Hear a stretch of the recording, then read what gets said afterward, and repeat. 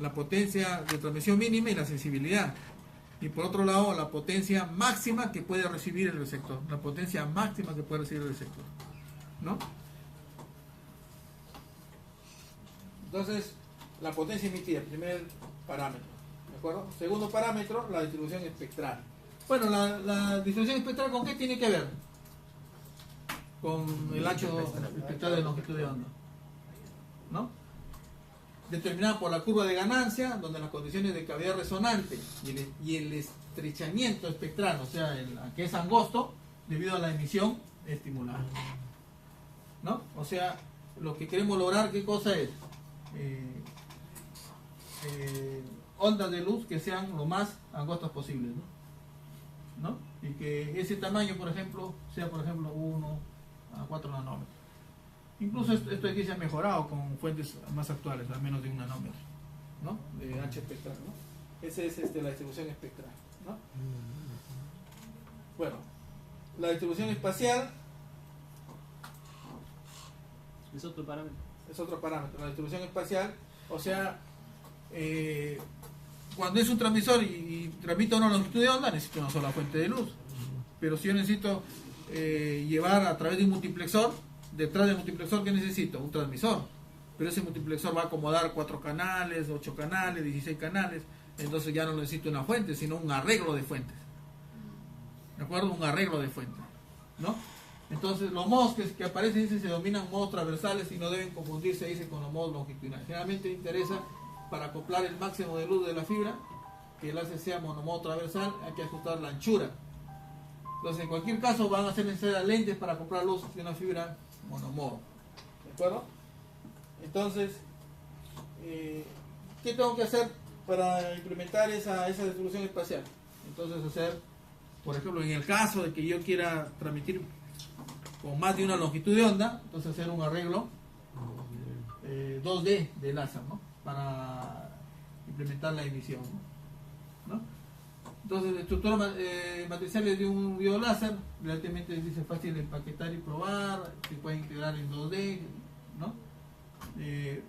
Utilizados en este tipo de ventanas para una fibra multimodo, ¿no?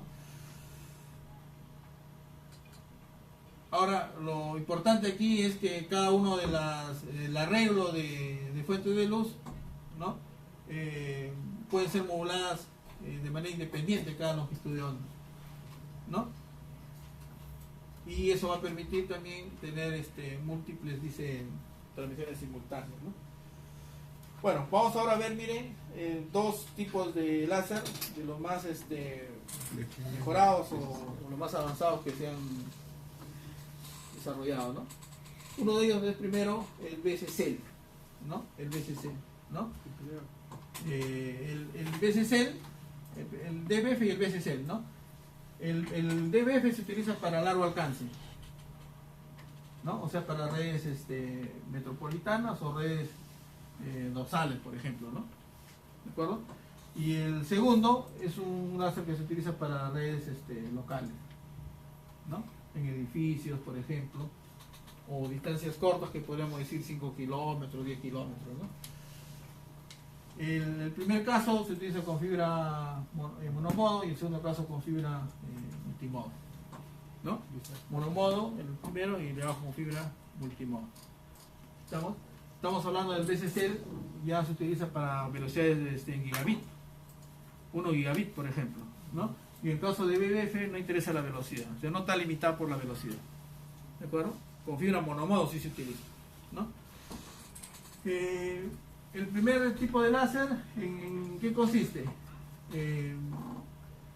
¿Cuál es uno de los mayores inconvenientes cuando se hace la modulación? ¿Cuál es uno de los mayores inconvenientes? Se modificó, por ejemplo, para para llevar más información y optimizar mejor la señal óptica, modular la amplitud.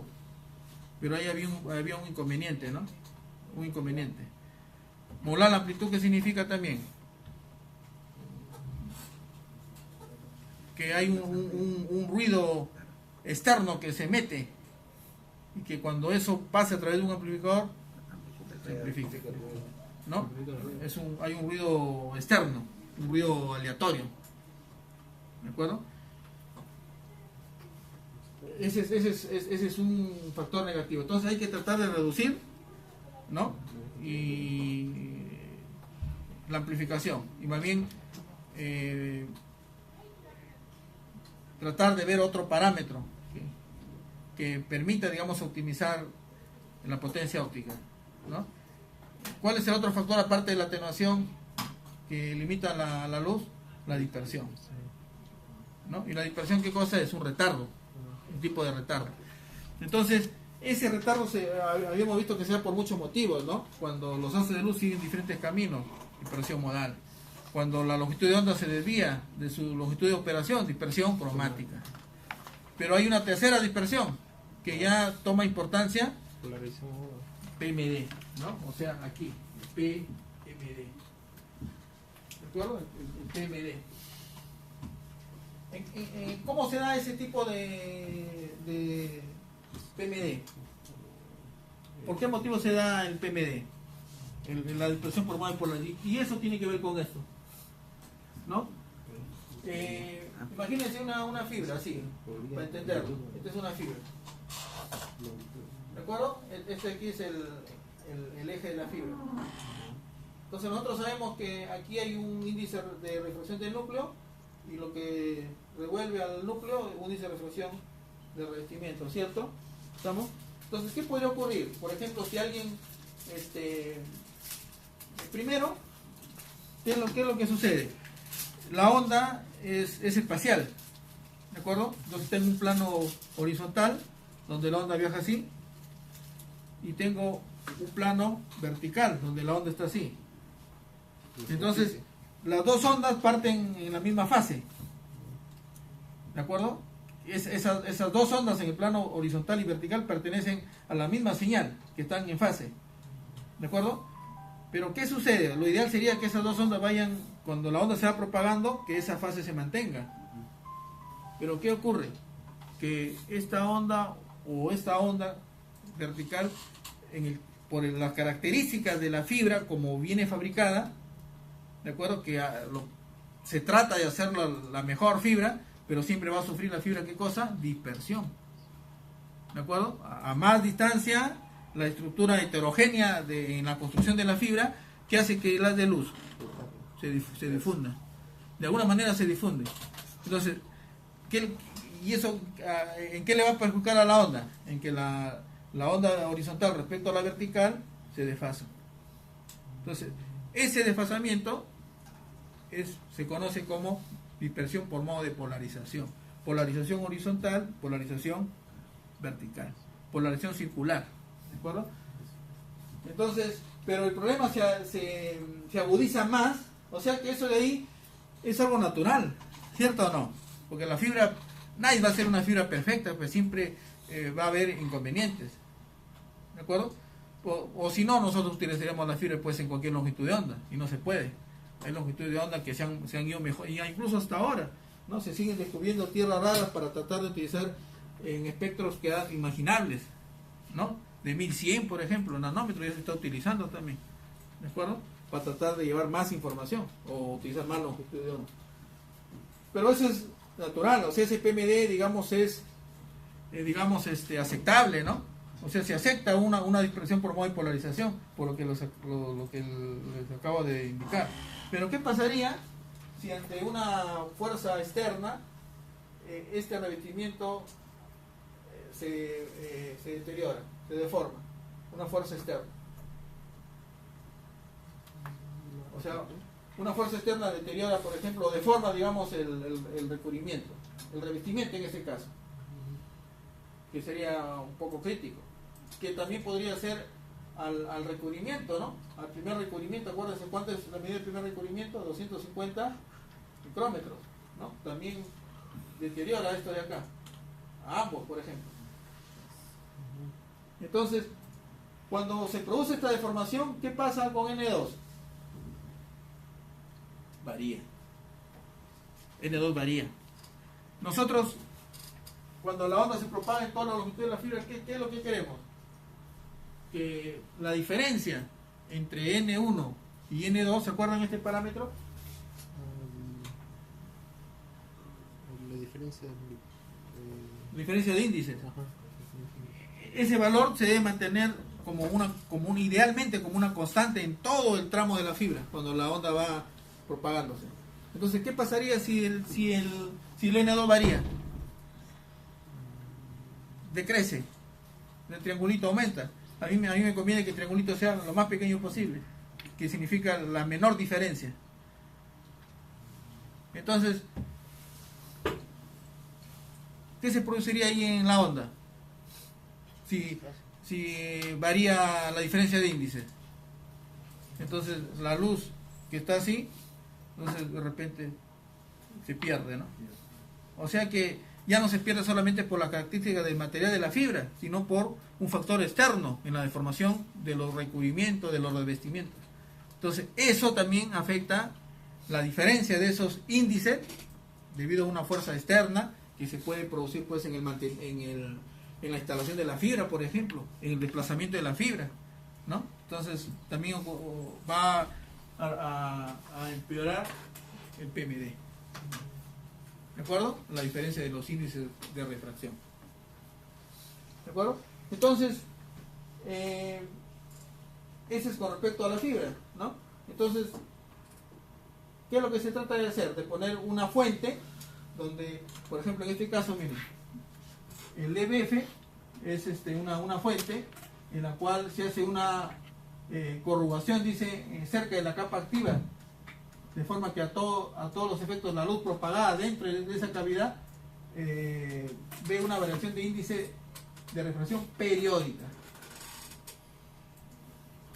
¿De acuerdo? O sea, un índice de refracción periódica, ¿no? Entonces, ese índice de refracción periódica, ¿qué es lo que va a permitir?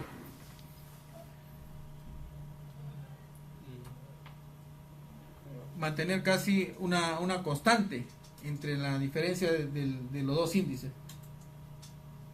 ¿De acuerdo? Porque al final en la fuente, ¿qué es lo que interesa? ¿Qué es lo que interesa en la fuente? La luz, ¿en dónde debe concentrarse la luz? En el núcleo de la fibra. ¿De acuerdo? En el núcleo de la fibra. Entonces, de alguna manera, la idea es que ese índice de la fuente no varíe tampoco. Entonces, hacer un índice casi periódico es como decir, hacerlo casi una constante, ¿no? ¿De acuerdo? Y ese es el DBF, ¿no? Ahora, con respecto al BCC, los láseres convencionales, que era el LD, ¿no? Que más o menos era un cuadradito así, ¿no? Más o menos, un cuadradito. Lo que se ha hecho es se ha recortado. O sea, ¿qué es lo que pasa? La luz, ¿dónde se concentra más en un láser convencional? ¿Dónde se concentra la luz? En el centro. Claro, en el núcleo, pero digamos en el centro, en el lóbulo principal. ¿De acuerdo? Ahí se concentra la luz. Entonces, en las caras laterales, estas son las caras laterales. Acá hay caras laterales. O sea, la luz se concentra por acá, por ahí, y por acá hay fuga de luz. Así más o menos. ¿No? Entonces, ¿qué se ha hecho a ese diodo láser? Se le ha recortado las caras laterales. Entonces, por eso se llama eso, ¿no? Emisión de superficie de cavidad vertical, ¿no? O sea, se ha recortado las caras laterales verticales. ¿Para qué? Para tratar porque por ahí se pierde mucha luz y tratar de aprovechar la luz que está en la cavidad central, ¿no? Ese es el BCC. ¿De acuerdo? Fuente de luz que está utilizando en aplicaciones de bajo coste para fibras multimodo de pequeño volumen y que permite arreglarlos pues en arreglos de 2D, de varias fuentes, ¿no? La idea ahorita en la red de LAN que se tiene es en la red de LAN normalmente los transmisores transmiten una longitud de onda. ¿De acuerdo? ¿Qué es lo que se quiere?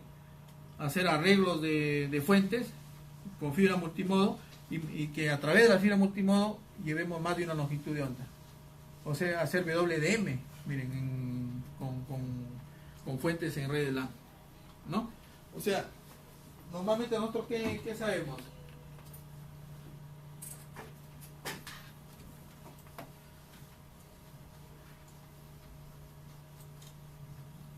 Normalmente nosotros sabemos que tenemos un transmisor receptor, ¿no? Y acá un receptor transmisor, y que los dos que se conectan con una fibra óptica, acá transmite una longitud de onda, ¿cierto o no? Lambda 1. Entonces, ¿qué es lo que se quiere hacer? Se quiere poner acá, por ejemplo, un 4-a-1, detrás un transmisor, por ejemplo, así de esta manera, ¿no? Entonces voy a tener acá lambda 1, lambda 2, lambda 3, 4, y eso es lo que quiero llevar acá, ¿no? Y acá al contrario un 1 por 1 a 4, ¿no? Un demux, ¿no? Entonces por aquí vamos a tener lambda 1, lambda 2, lambda 3, lambda 4. Pero la fuente de aquí, por ejemplo, un Vibel Perón, ¿no? Un BCC, ¿no? O un DBF, ¿no? ¿no? DFB, ¿no? Eso es lo que se quiere. Ahora, cuando es BCC, ¿qué fibra será? Multimodo. Cuando es DBF, monomodo. Y nosotros sabemos que BCC se utiliza para redes LAN de alta velocidad, ¿no? Y cuando hablamos de alta velocidad estamos hablando de 1 gigabit por segundo hacia arriba, ¿no? Pero siempre su limitación de la fibra monomodo, ¿qué cosa es? La distancia, ¿no? Pero ya logro velocidades grandes, de 1 gigabit hacia arriba. Pero puedo hacer, ¿qué cosa? ¿Qué puedo hacer? Puedo llevar más de una longitud de onda. Eso es lo que se quiere, llevar más de una longitud de onda. Y si llevo más longitud de onda puedo llevar más datos, ¿no? O sea, siempre se ha implementado eso para redes metropolitanas, redes de largo alcance. Eso se quiere llevar ahora para redes locales. ¿De acuerdo? Ya se está implementando. Furukawa tiene, por ejemplo, aquí en nuestro medio, está vendiendo eso, por ejemplo, para redes privadas, ¿no? Para redes privadas. Ahí está el BCC, miren, ¿no? BCC. Tratar de concentrar casi toda la, intensidad coherente, ¿no? Intensidad coherente. Coherencia espectral. ¿De acuerdo? Eso es lo que se quiere, ¿no? Pequeño volumen, posibilidad de hacer arrays 2D, complejas, problemas térmicos. Este es inconveniente. Como láser, ¿qué? Uno de sus problemas es que es sensible a la temperatura. Por tanto, hay que implementarle pues, un control digital, ¿no? Se ha reducido su precio por el uso que se está dando. Emisión monomodo debido a la corta cavidad. O sea, si acá hemos dicho que lo utilizamos para fibra multimodo, pero como su luz la intensidad es coherente, entonces yo puedo utilizarlo también en fibra monomodo y resuelve el problema de la fibra multimodo que está limitada en distancia, ¿no? O sea, lo puedo utilizar. Rango de velocidad desde 100 hasta 1 gigabit, aunque ha superado el gigabit ahora. Pueden encontrar de velocidades hasta de 10 gigas incluso. ¿Estamos? Claro que para fibra multimodo sigue siendo el problema la distancia. Yo puedo llevar 10 gigas, pero hasta, por decir, 550 metros. Ahí el problema porque es fibra multimodo, pero si lo cambio a una fibra monomodo, no tengo problema de distancia. Incluso ya no se mide el parámetro de ancho de banda, ¿no? Ahí tienen, miren, más o menos igual, ¿no? O sea, aquí en los BCC utilizan dos capas también, PDBR y NDBR, ¿no? Donde aquí, como es un láser, esos se ponen dos espejos ahí, espejos conocidos como reflectores de distribución de Bragg, PBR, son dos espejos. Y ya sabemos para qué se utilizan esos espejitos, ¿no? Para lograr crear más fotones de manera artificial. ¿De acuerdo? Bueno, vamos a tratar de avanzar para, si no vamos a... Ventajas del láser, miren, ¿no? Para ya comenzar a desarrollar los ejercicios, ¿ya? Las ventajas del láser pueden ser modulados, o sea, una modulación sencilla, como ¿se acuerdan? El OOK. ¿Qué cosa es? El OOK es una modulación de tipo digital óptica. OOK, desplazamiento digital óptico. Desplazamiento digital óptico. Es una modulación óptica propiamente. ¿De acuerdo? Velocidad, dice, el tiempo de subida y de bajada va desde los 10 al 90 de la potencia de pico, o sea que se aprovecha. ¿Se acuerdan que si yo tengo esto de acá así, la potencia donde se concentra, media potencia? Entonces hay un desperdicio ahí, digamos, pero si esto lo hago así, ¿qué tengo ahí? He mejorado. Y aún más todavía, si tengo esto casi, mejor todavía, ¿no? ¿De acuerdo? Entonces, esa es la idea, ¿no? El LED están limitados a unos pocos cientos de megabits, bueno, el láser son de energía eficiente, ya sabemos por qué. Bueno, este es un LED, miren. ¿Qué pasa acá? Si yo quiero más salida de luz, necesito más corriente. ¿De acuerdo? Más corriente, ¿no? Para tener más salida de luz. En cambio, cuando tengo un láser, claro, o sea, por emisión estimulada, creo un punto de quiebre donde con poca corriente logro buena salida de luz, ¿no? Porque es un amplificador. O sea, el láser es un amplificador. ¿Estamos? Tiene el comportamiento de amplificador por el comportamiento de cavidad resonante que tiene, ¿no? Y si hacemos una comparación de ambas fuentes, vemos ahí directividad baja, alta, ¿no? Eficiencia de acoplamiento, miren, potencias bajas, menos 10 dBm, menos 20 dm, en cambio con el láser más 3 dm, 0 dm, de 1 miliwatts a valores más grandes, ¿no? Ancho espectral bastante pequeño, ¿no? Mira, se ha reducido hasta 0.1 nanómetros, ancho de banda mayor a 1 GHz, sensibilidad de temperatura, ese es su problema. Acá es un problema para el láser, que es alta.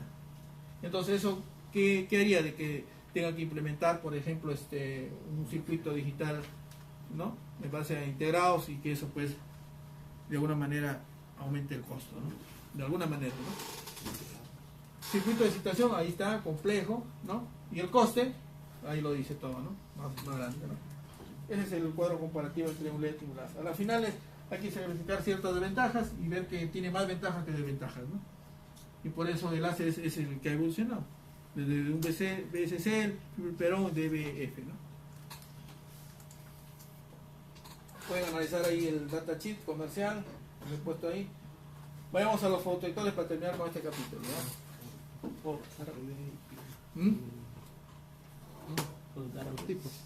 ¿Cómo? Ah, que no les entregaron la hojita, ¿no? Sí, sí.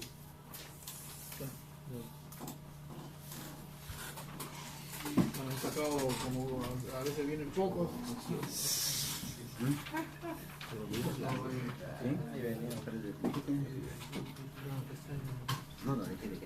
Bueno, y si en el emisor lo importante era la emisión espontánea o estimulada, aquí se acuerdan que había otra manera de que se emitía luz pero se absorbía.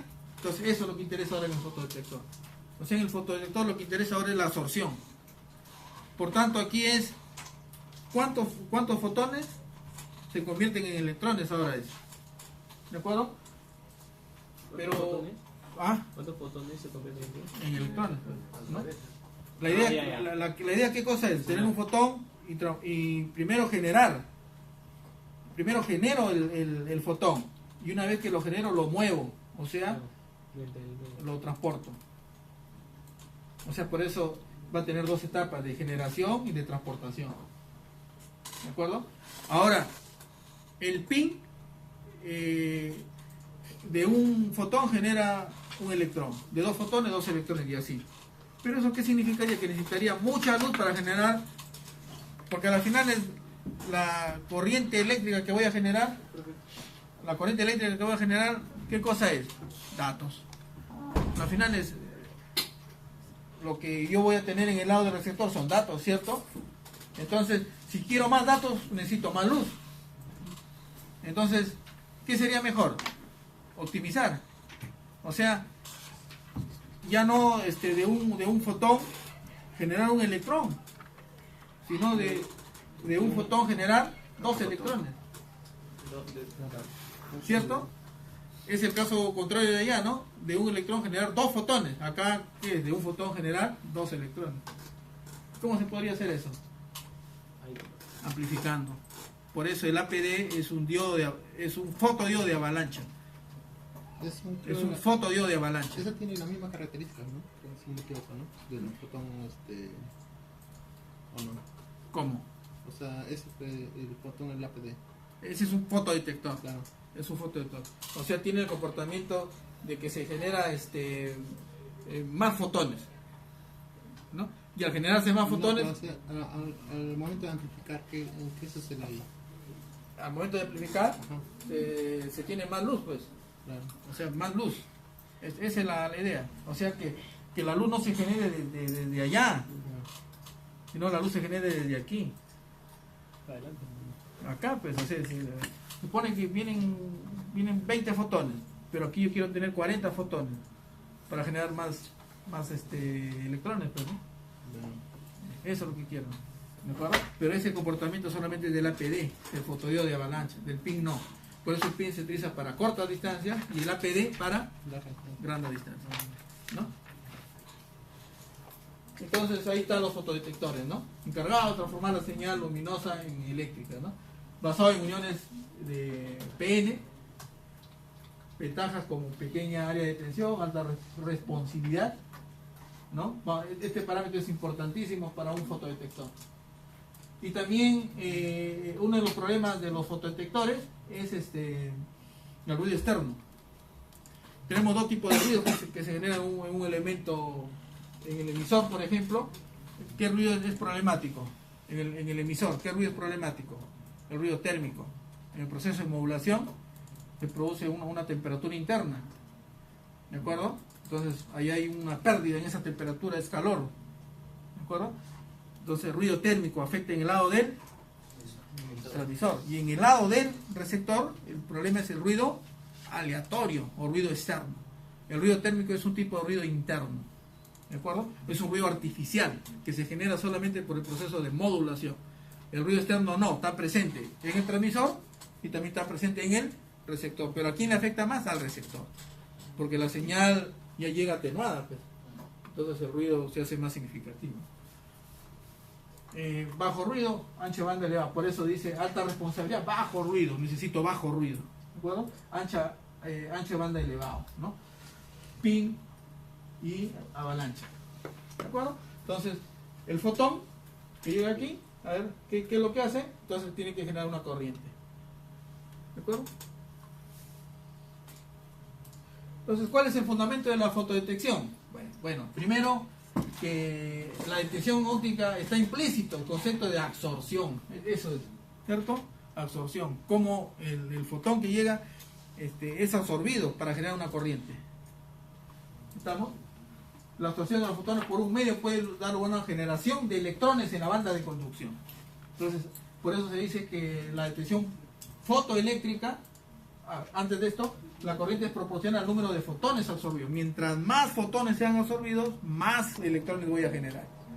Pero una cosa es generar el fotón y otra cosa es mover el fotón, ¿de acuerdo? Entonces, por eso dice la detección fotoeléctrica sigue dos procesos. Primero hay que generar ¿qué se generaría? La absorción, ¿de acuerdo? Porque el fotón ya llega. Ahora, ¿cómo se absorbe ese fotón? Y luego ya en la transformación, o sea, cómo muevo, ¿no? Entonces hay generación y transporte, ¿de acuerdo? Entonces primero hay que hacer una excitación de un electrón, ¿no? Que caiga del nivel de extracción, que caiga, ¿no? Para ser absorbido. Y luego dice absorción y generación de un par de electrón hueco fotodetector, ¿no? Para generar, digamos, el transporte, ¿no? Esos son el fundamento de una detección fotoeléctrica, ¿no? ¿Y qué características tenemos en los detectores? Quizás hayan otras, pero estas son las más relevantes, ¿no? La responsividad, ¿de acuerdo? La responsividad, ¿qué significa?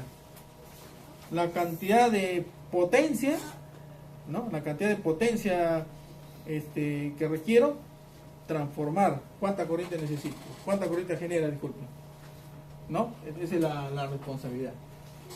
Luego también hay una corriente oscura, ¿no? El tiempo de tránsito, la respuesta espectral, la sensibilidad de la luz. Esto ya lo hemos utilizado, ¿cierto? La sensibilidad de la luz, ¿no? La potencia que se recibe en el lado del receptor, la mínima potencia recibida, ¿no? De una potencia de transmisión mínima, ¿no? Y la potencia de ruido de fondo, ¿no?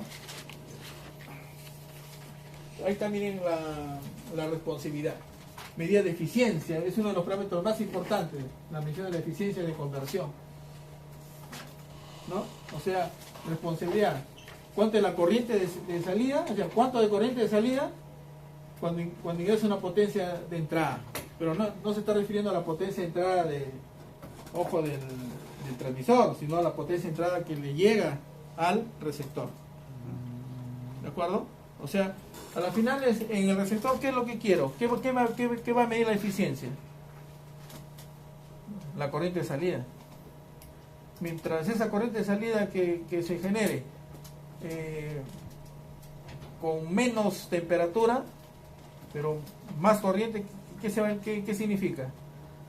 Más datos. ¿De acuerdo? Más datos, ¿no? Generalmente la responsabilidad está asociada, dice, a una determinada longitud de onda, ¿no? Y está por la ecuación corriente eléctrica, que es una corriente eléctrica que se genera a través de la potencia que llega en el receptor, ¿no? Potencia de entrada. ¿De acuerdo? Esa es o sea, ¿qué unidad sería? Ampere watts, ¿no? Ampere watts. ¿No? Ampere watts. ¿Estamos? Ampere sobre watts. Corriente de reposo es cuando en el fotodiodo no hay entrada luminosa. Se debe a portadores generados térmicamente en el diodo. Típica de serie de corriente, por ejemplo, va a depender del tipo de material, ¿no? Dice la menos 6, dice la menos 7 amperes por centímetro cuadrado, ¿no? Dice la menos 4, y así sucesivamente, ¿no? O sea, en otras palabras, si bien es cierto, se origina la absorción del fotón, pero no se transporta. ¿Cómo? Lo absorbe. Se genera nada más, pero no se transporta. Y ahí es un problema. O sea que ahí hay una pérdida de luz. Hay una pérdida de luz. Que ha sido absorbida, pero digamos no se ha transportado. ¿De acuerdo? Eso se llama corriente de reposo, ¿no? Entonces, esa corriente de reposo se va haciendo más notoria cuando el dispositivo pues pasa el tiempo, se va deteriorando este valor cuando, por ejemplo, saturo al receptor. Cuando lo saturo al receptor, esa corriente de reposo se va haciendo más grande. ¿De acuerdo? Entonces se va alejando y se va haciendo menos insensible. El rango de sensibilidad que era así se reduce, ¿no? ¿Estamos? Tiempo de tránsito, tiempo que tarda un portador inducido por la luz en cruzar la región de agotamiento. ¿De acuerdo? ¿Qué cosa es la región de agotamiento? Miren, también importante entender ese concepto. O sea, primero, todo parte en absorber el fotón y de ahí transportarlo. Entonces, la región de agotamiento, ¿qué quiere decir? ¿Qué pasa? La luz, ¿qué cosa es? Es una energía. ¿Esa energía tiene una temperatura o no? Entonces, ¿qué pasa con esa temperatura? Se va enfriando, pues, ¿cierto o no? Entonces, ahí se va a generar lo que se llama, cuando cruza la región de agotamiento. O sea, es como que ha sido absorbido y si, digamos, esa región de agotamiento es más ancha, entonces va a recorrer un camino más grande para el transporte. Entonces hay que evitar que ese tiempo de bajada, como se le dice, sea lo más pequeño posible, para que esa región de agotamiento sea lo más angosta posible y la mayor cantidad de fotones absorbidos puedan cruzar para generar pues ya el electrón, ¿no? ¿De acuerdo? Entonces esa es la idea. Entonces, por eso acá, ¿qué cosa es la distorsión de un ancho de pulso? ¿Por qué está dado? Triángulo T, por TPHL menos TPHLH, ¿no? ¿Qué cosa es? Tiempo de tránsito alto a bajo y tiempo de tránsito de bajo a alto. ¿De acuerdo? O sea que este valor me interesa que sea lo más pequeño posible. Por eso es importante. Vamos a ver más adelante un ejercicio completo donde vamos a ver ahí el tiempo de bajada, el tiempo de subida en el transmisor, en el receptor. Que son en nanosegundos eran esos valores, ¿no? La respuesta espectral se usa para determinar fotodiodos con respuesta espectral relativa en función de la longitud de onda, ¿no?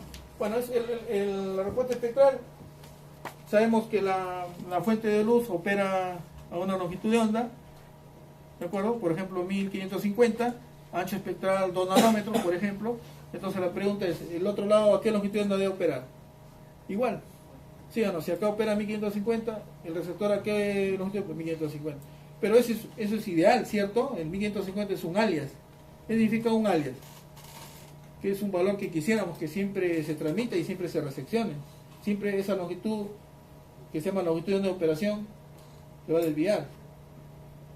¿Estamos? Siempre se desvía. Entonces, ¿qué hacemos en el fotodetector o en el receptor óptico para lograr, digamos, tratar de acomodar esa longitud de onda que llega desviada? ¿Qué utilizamos? ¿Se acuerdan? Un filtro, ¿no? Un filtro óptico. Un filtro óptico. Pero el filtro óptico es parte ya del receptor óptico. Es parte ya. ¿No? O sea, filtro óptico, el detector en sí, y de ahí que viene un filtro eléctrico, ¿se acuerdan? ¿No? Y de ahí que viene un regenerador. Un regenerador. Todo eso, ¿qué cosa es? Es un receptor óptico eléctrico. Óptico eléctrico. Un receptor óptico eléctrico. ¿Bueno? La ciencia de la luz. ¿Se acuerdan qué cosa es la ciencia de la luz? ¿Con qué tiene que ver? Con la potencia de resección mínima, ¿no? Con la potencia de resección mínima. Esta sensibilidad es la potencia óptica mínima que puede recibir un detector para producir una señal eléctrica útil de salida a una determinada longitud de onda. Y está dada en dBm o dB, en milivoltios o microvoltios, ¿no? En unidades de dB, ¿no? Y la potencia de ruido blanco, que es un tipo de ruido externo, ¿no? Que está siempre presente, entonces hay que tratar de reducirlo también, ¿no? El receptor se genera un ruido terminal en la conexión entre la fibra y el detector óptico, ¿no? Llamado ruido de fondo. El ruido también puede especificarse como una potencia y corresponde a la relación entre el voltaje del ruido típico máximo y la responsividad dada, ¿no? O sea, eso se llama ruido blanco, ¿no? O sea, el voltaje de ruido típico, que es el que aparece de manera aleatoria en ese momento, sobre la responsividad. ¿Y qué cosa es la responsividad? Es la corriente que voy a generar a la potencia de recepción de entrada en el receptor. ¿De acuerdo? O sea que en otras palabras, ese ruido, ¿cuándo aumentará?